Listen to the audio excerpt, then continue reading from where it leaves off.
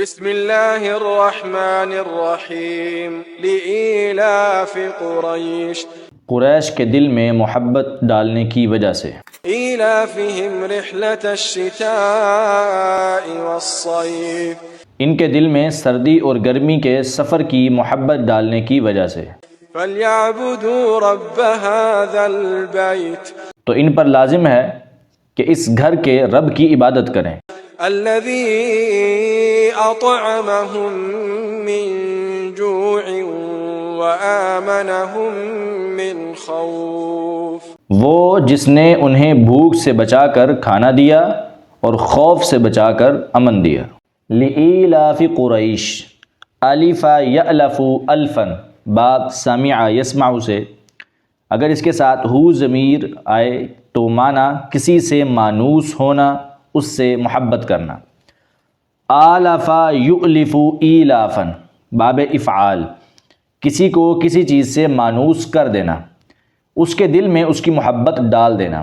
قریش قرشن کی تصغیر ہے، قرش یقرش قرشن، باب ضرب یضرب سے اور باب نصر ینصر سے جمع کرنا۔ قریش مشہور قبیلہ ہے جس میں رسول اللہ صلی اللہ علیہ وسلم پیدا ہوئے، یہ نام ان کے حرم میں جمع ہونے کی وجہ سے رکھا گیا۔ یہ لوگ مختلف جگہوں میں بکھرے ہوئے تھے۔ قصی بن کلاب رسول اللہ صلی اللہ علیہ وسلم کے جد اعلیٰ ہیں، ان کو خیال آیا کہ اپنے سارے قبیلے کو مکہ میں اکٹھا کرنا چاہیے، چنانچہ انہوں نے سارے قبیلے کو مکہ میں جمع کر دیا، اس لیے ان کا نام مجمعن پڑ گیا۔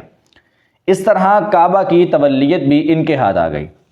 یا یہ نام سمندر کی ایک مچھلی کے نام پر رکھا گیا ہے جسے قریش کہتے ہیں۔ المنجد میں ہے کہ اس مچھلی کو کلب البحر کہا جاتا ہے، یہ سمندر کے جانوروں کو دانتوں سے اس طرح کاٹتی ہے جس طرح تلوار کاٹتی ہے، سمندر کے تمام جانور اس سے ڈرتے ہیں۔ ان آیات میں اللہ تعالیٰ نے قریش پر اپنے کئی احسانات ذکر فرمائے ہیں۔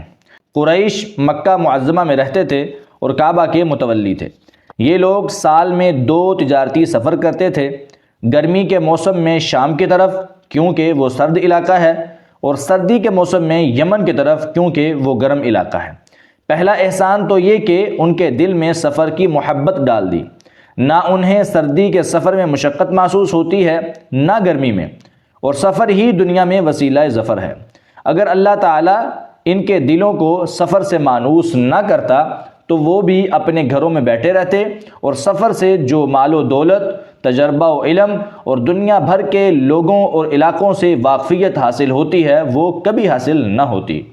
سفر سے مانوس ہونے کی یہی نعمت قریش کو آگے چل کر ہجرت کے سفر میں کام آئی، پھر کفار کے ساتھ لڑائی میں، اور اس کے بعد روم و شام، عراق و فارس، ہند و سندھ، مصر و افریقہ، بلکہ مشرق و مغرب کی فتوحات میں کام آئی۔ حقیقت یہ ہے کہ مسلم قوم کے دنیا پر غالب آنے اور غالب رہنے کے لیے پہلا قدم یہ ہے کہ وہ سفر سے نہ گھبرائیں، اور جب نکلنے کا موقع ہو زمین ہی سے نہ چمٹ جائیں۔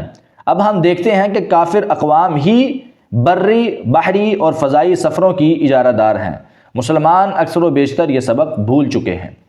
دوسرا احسان یہ کہ اس وقت تمام عرب میں سخت بد امنی تھی، کسی کو خبر نہ تھی کہ کب اس پر حملہ ہو جائے اور اسے قتل کر دیا جائے، یا اٹھا لیا جائے، یا مال لوٹ لیا جائے، اور عورتیں اور بچے غلام بنا لیے جائیں۔ ایسے حالات میں صرف اہل مکہ ہی کو یہ امن حاصل تھا کہ کوئی ان کی طرف میلی آنکھ سے بھی نہیں دیکھتا تھا، جیسا کہ فرمایا اولم یروا انا جعلنا حرما آمنا ویتخطف الناس من حولہم، سورۃ العنکبوت۔ اور کیا انہوں نے نہیں دیکھا کہ ہم نے ایک امن والا حرم بنا دیا ہے جبکہ لوگ ان کے ارد گرد سے اچک لیے جاتے ہیں۔ تیسرا احسان یہ کہ حرم کے باشندے ہونے کی وجہ سے تجارتی سفروں میں کوئی نہ ان کا قافلہ لوٹتا، نہ ان سے وہ ٹیکس لیے جاتے جو ہر قبیلہ اور ہر قوم اپنے علاقے سے گزرنے والوں سے لیتی تھی، اور نہ انہیں کہیں جانے سے روکا جاتا تھا۔ چوتھا یہ کہ تمام دنیا کے لوگ حج و عمرہ کے لیے مکہ میں آتے اور دنیا بھر کا سامان تجارت یہاں پہنچتا۔ اس کے علاوہ ہر قسم کے پھل ابراہیم علیہ الصلاۃ والسلام کی دعا کے نتیجے میں یہاں پہنچتے تھے۔ فرمایا اولم نمکن لهم حرما آمنا یجبا الیہ ثمرات کل شیء رزقا من لدنا، سورۃ القصص۔ اور کیا ہم نے انہیں ایسے امن والے حرم میں جگہ نہیں دی جس کی طرف ہر چیز کے پھل کھینچ کر لائے جاتے ہیں؟ یہ ہماری طرف سے رزق ہے۔ ان تجارتی سفروں اور مکہ کی تجارت کے مالک ہونے کی وجہ سے قریش نہایت مالدار تھے اور حرم کی برکت سے امن و امان سے بھی بہرہ ور تھے۔ ظاہر ہے کہ یہ تمام نعمتیں اللہ کے گھر کی برکت سے تھیں اور صرف رب تعالیٰ کا عطیہ تھی۔ پھر جب یہ تمام نعمتیں اس گھر کے مالک نے دی ہیں تو تم اس اکیلے کی عبادت کیوں نہیں کرتے اور کیوں دوسروں کو اس کا شریک بنا کر ان کے آگے سجدے کرتے، ان کے آستانوں پر نظریں دیتے ہو اور چڑھاوے چڑھاتے ہو؟ نمبر 2، لإیلاف قریش، قریش کے دل میں محبت ڈالنے کی وجہ سے۔ ترکیب کے اعتبار سے کیا ہونا چاہیے؟ یہ جار مجرور کس کے متعلق ہے؟ جواب یہ ہے کہ یہ فلیعبدوا کے متعلق ہے، یعنی اس وجہ سے انہیں اس گھر کے رب کی عبادت کرنی چاہیے۔ یہ نحو کے مشہور امام خلیل بن احمد کا قول ہے، مگر اس پر یہ اعتراض لازم آتا ہے کہ پھر فا کیوں آئی ہے؟